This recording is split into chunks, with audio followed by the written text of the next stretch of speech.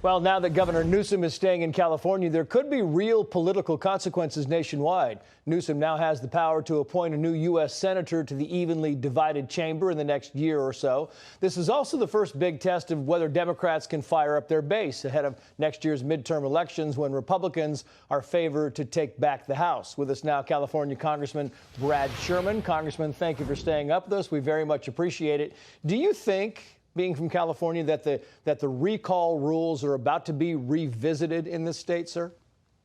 Well, first, I've got to say, this is a smashing victory. We're now at 65%. That's better than the 63% Biden carried the state by, which is better than the 62% that Gavin got in 2018.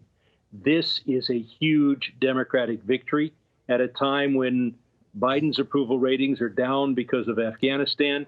We won huge, and this is great news, especially for Terry McAuliffe in Virginia. I think this is the best day Terry has had in a long time. Do you think Governor Newsom comes out of this stronger, weaker? Because history shows that win or lose, recall candidates usually come out weaker. I don't think that's the case. There are so few recall elections. This is the second one since the gold rush. So you can't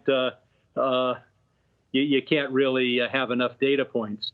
The fact is, this was in part an embracing of Gavin Newsom, but even to a greater extent, a rejection of those who called this recall, who forced a huge costs on the state in order to administer it, and who were trying to overturn the 2018 election. A recall is best used when somebody does something that's corrupt, or shows that they're incapable, or does something that's even surprising. Gavin Newsom has been the governor that we elected. Which is not to say he's done everything right, because he has made some pretty significant mistakes over the course of this pandemic, and he's made some significant mistakes when it comes to fighting fires in California. And the state is, in many people's opinions, a mess. I think the voters of California strongly disagree, and we're the ones here in California. We're talking 65% rejecting this recall. Right. With $80 million put toward it and bringing the president in, and there's only 24% Republicans in California. Almost all these votes, the votes were cast before Biden's plane touched down. Right. We've been voting for a month. The votes that were counted before, that had been cast by Friday of last week, overwhelming support.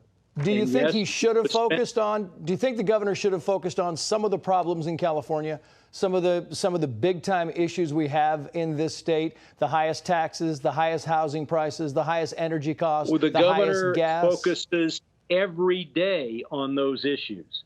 But as to whether his political strategy in this race, as to whether his campaign commercials were good, 65%.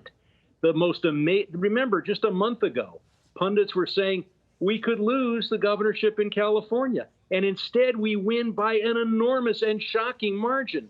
I mean, that's why Fox News has the banner made up to say Newsom survives. He didn't survive. He smashed. He overcame. He conquered.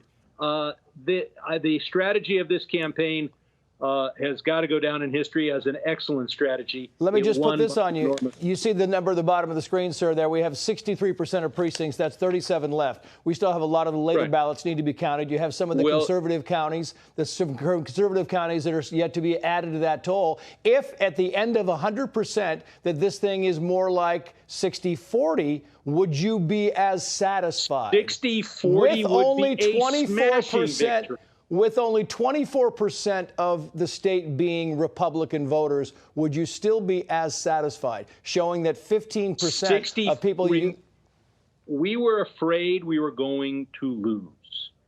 We were seeing polls that showed this as almost a dead heat. 60-40, no one was talking 60-40 a week ago. This is a huge victory at 60-40, and if it's 65-35, so much the better. I expect that the margin will go down a little bit in the wee hours of the morning, but 3 days from now, it'll go up a little bit as they count the very final ballots, the ones that were put into in the mail over the weekend. So I think this is a smashing victory, a repudiation of the recall a repudiation of what the Republican Party stands for, and a huge shot in the arm for our efforts to control the governorship in Virginia, which is another suburban state. And I can't imagine that Terry McAuliffe, our candidate in Virginia, the once and future governor, I can't imagine he could have a better day than this. This is going to be a good electoral year for Democrats. Thank you for coming on, sir. We appreciate it.